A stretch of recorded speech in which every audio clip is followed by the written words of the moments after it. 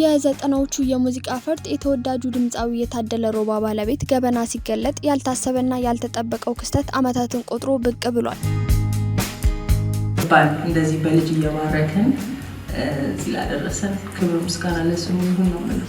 ከቅርብ ጊዜያት ወዲህ ከሚሰጡ ቃለ መጠይቆች ጀርባ ያልተነገረና ያልተገለጠ የተባለው ገበና ከአሁኑ የታደለ ሮባ ባለቤት ወይዘሮ ቤተልሔም ጋር በተገናኘ የቅርብ ሰው ያመጣው መረጃ አነጋጋሪ ሆኗል። ይሄ ጉዳይ በስፋት እንቃኘዋለን። እስከ ፍጻሜያችን ድረስ አብራችሁን ቆዩ። ደግሞ ሳይገባን እንደዚህ በልጅ እየባረከን ከዚህ ጉዳይ ጋር በተገናኘ የቀድሞ ባለቤቷ እንደዚሁም ከቀድሞ ባለቤቷ ያገኘችው ልጅ ጋር በተገናኘ የተያያዘው ጉዳይ ብዙዎችን እያስገረመ ይገኛል።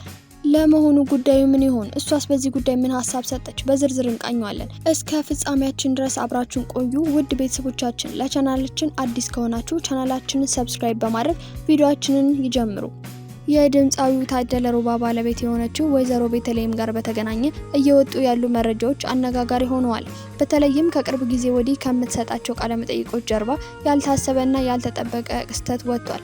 ይሄ ቃለ መጠይቅ ከእውነተኛ ማንነቷ ጋር የሚጋጭና አንዳችም ገመና ለመሸፈን የሚደረግ ሩጫ ነው የሚል መልስ ይዘው ነው የወጡት።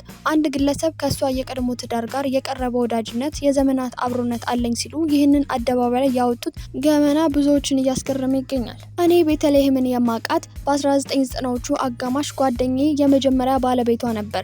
በሱ አማካኝነት ነው ሲሉ ጉዳዩንና ታሪኩን የሚገልጹት እነዚህ ሰው ጓደኛዬ አቶ ወንድማገኝ አሊ የኢትዮ ቴሌኮም ጉለሌ ቅርንጫፍ ምክትል ስራ አስኪያጅ የነበረ ሲሆን እኔ ከሀገር እስከወጣ ድረስም እዛው መስሪያ ቤት እንደነበረና እንደሚሰራም መረጃ አለኝ። ለሰርጉም ሚዜ ነበርኩ ሲሉ ይሄ ግለሰብ ይናገራል።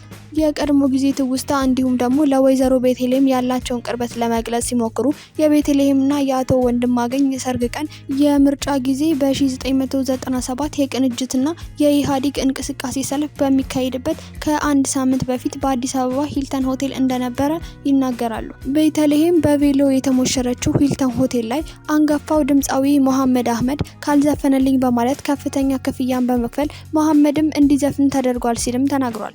በጣም የሚገርመው መሐመድ ያልታሰበ ባይሆንም ከታደለ ሮባ ጋር ስትጋባ አሜሪካ ሆኖ የመልካም ምኞቱን ሲሰጥ ቀድሞ ዘፍኖ ያጋባት ሰው ነው። ወይዘሪት ቤተልሔምንም ታደለ ሮባንም መልካም ጋብቻ ሲልም ተናግሯል። ቤተልሔም ሰርግ ስታደርግ የ4 ወር ነፍሰ ጡር ነበረችና ባገባችበት በ5 ወሯም ወንድ ልጅ በሰላም ተገላግላለች።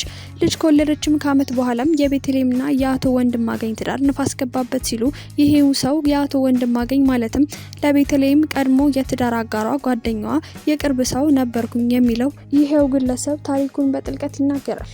በእለቱ በጣም ጭቅጭቅ መጣ። ቤተሰብ ከሽማግሌዎች ጋር በመሆን ጥንዶቹን ለማስታረቅ ቢያደርጉም ቤተልሔም አሻፈረኝ በማለት እሷንም ልጇንም ይዛ ወደ እናቷ ቤት ሄደች። አቶ ወንድማገኝ ቤቱን ለቆ ይወጣል ሲሉም ታሪኩን ይቀጥላሉ።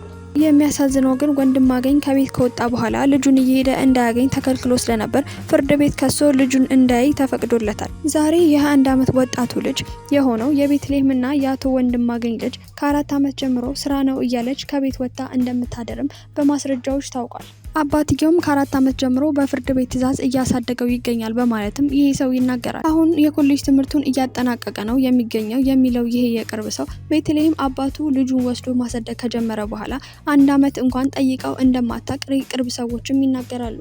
ለአዲስ ዓመትና ለዓመት በዓል ብቻ እናቷና እሷ ልብስና ጫማ እየገዙ ይልኩለትም እንደነበረ ይናገራል። ለጉዳዩም ያለውን ቅርበትም በዚህ አጋጣሚ ይገልጻል። ቤተልሔም ትዳሯን ከፈታች በኋላ ልጁንም ለአባቱ ከሰጠች በኋላ በወቅቱ በቦሌ ስፖርት ይሰራ የነበረው ታደለ ሮባ ከተዋወቀችውም ግን ከመተዋወቃቸውን በፊት ከተለያዩ አርቲስቶች ጋር ጓደኝነትና ትውውቅ የነበራት ሲሆን ነገር ግን ከአንዳቸውም ጋር ዘላቂ የፍቅር ግንኙነት እንዳልነበራት ይታወቃል። ታደለ ሮባም ቢሆን ሚስቱን ፈቶ ልጁን ብቻ የሚያሳድግ ስለነበረ ግንኙነታቸውን በማጥበቅ አንዳንድ ቦታም ይዟት መሄድ ይጀምራል። ከልጅነቷ ጀምሮ በአደባባይ ከአርቲስቶች ጋር መታየትና ታዋቂ መሆን ምኞት ስላላት ለቤተልሔም ይሄ አጋጣሚ ህልሟን እንደሚያሳካላት እርግጠኛ ሆነች። ታደለም ግንኙነታቸውን ወደ ትዳር እንደሚቀይር በመወሰንና ሽማግሌ ለእናቷ ይልካል። አስቀድማ ለእናቷ ስለ ታደለ ሮባ መረጃ ያልሰጠችው ቤተልሔም ሽማግሌ የላከው አዝማሪው ታደለ ሮባ መሆኑን ሲያውቁ ያብዳሉ። ፈጽሞም አይደረግም አሉ። ቤተልሔም ግን ሞቼ ይገኛለሁ አንቺ ባትፈቅጂም አገባለሁ በማለት ሰርጓንም ለመደገስ እንቅስቃሴ ውስጥ ትገባለች። ታደለ ሮባና የቤተልሔም ሰርግ በ2010 የመንግስት ለውጥ ዋዜማ ሲካሄድ እናቷን በቦታው እንዳልተገኘች የቀድሞ ባለቤቷ አጫውቶኛል በማለት ይሄው ሰውም ይናገራል። ከእናቷ ጋርም የታረቁት በስንት ሽማግሌ ጥረት ከታደለ ጋር ከወለደችን በኋላ ነው። የሰርጋቸውን ቪዲዮ በጆሲ ኢን ዘ ሃውስ ሾው ስለሚገኝ ሁሉም ሰው እየገባ ሊያየውም ይችላል ብለውም አክለው ያነሳሉ። ጉድና ጅራት ከወደ ኋላ ነው የሚባለው ነገርም የሚመጣው አሁን ላይ ነውም ይላሉ። የታደለና የቤተልሔም ሰርግ ላይ የታደለ ሚዜ ሆኖ ሰይፉ ፋንታሁን ላይ ከሰርጋቸው በኋላ ሆኖ ሁለቱም እንግዳ አድርጎ ሲያቀርባቸው ቤተልሔም ሌላ ሰው ሆና ነበር የቀረበች። ትዳሩን ፈቶ አንድ ልጅን ይዞ ትዳር መመስረቱን ባልካደበት ሁኔታ ቤተልሔም ግን ከዚህ በፊት ትዳር እንዳልነበራት ልጅ እንዳልነበራት አዲስ ሴት መስላ ቀረበች። ይህንንም የሰይፉ ፋንታ ሾው ዩቲዩብ ላይ መመልከት ትችላላችሁ፣ ማረጋገጥ ትችላላችሁ። ከዚህ አልፎ ጋዜጠኛ ሰይፉ ፋንታሁን እንዲህ የሚል ጥያቄም አቅርቦላቸው ነበረ። ለመሆኑ እንዴት ነው እቺን የመሰለች ልጅ ልጃገረድ ያገኘው ሲሉም ከላይ ከተሰጠ እንዲህ ነው በማለትም ይሳሳቃሉ። ይህንንም እዛው ሾው ላይ መመልከትና ማረጋገጥ ትችላላችሁ። በነገራችሁ ላይ ታሪኩን ጠንቅቆ የሚያውቀው የቅርብ ጓደኛቸው አርቲስት ብርሃኑ ተዘራ እንኳን ለታደለ ሰርግ ከአሜሪካ አልመጣም ነበረ። ሲሆን እንደ ቅርብ ጓደኛ የታደለ ሚዜ መሆን ያለበት ከሰይፉ ይልቅ ብርሃኑ ይቀርበው ነበረ። ብርሃኑ ግን ለሰርጉ እንኳን አልመጣም ነበረ። ይህቺው ቤተልሔም ከቅርብ ጊዜ ወዲህ የስነ ልቦና አማካሪ ሆና ስለ ፍቅር ግንኙነትና ስለ ቤተሰብ ብቁ አመራር ሆና ስትተነትን የምትታየው። ለዚህም መረጃ የሚሆነኝ በተወዳጇ የቴዲ አፍሮ ሚስት ሀምለሰት የዩቲዩብ ቻናል ላይ ሰሞኑን ቀርባ የተናገረችው ጉዳይ ነው። ብዙዎች ከጥናቱ ምንጩ አስተያየት ሲሰጡ ብንመለከትም የኔ አስተያየት ግን የተለየ ነው።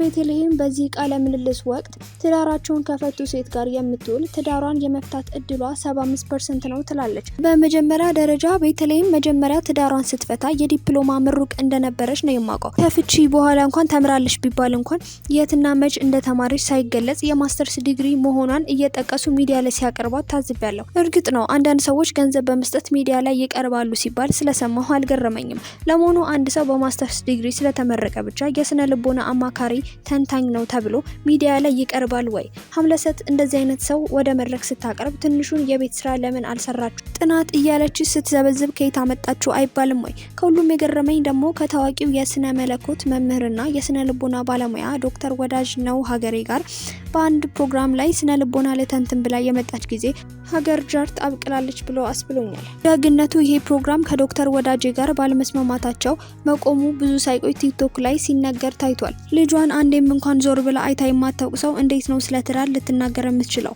ስላለፈችበትስ አጋጣሚ ለምን አላነሳችም፣ ለምን አልገለጸችም በማለት ጥያቄ ያነሳል ይህ ግለሰብ።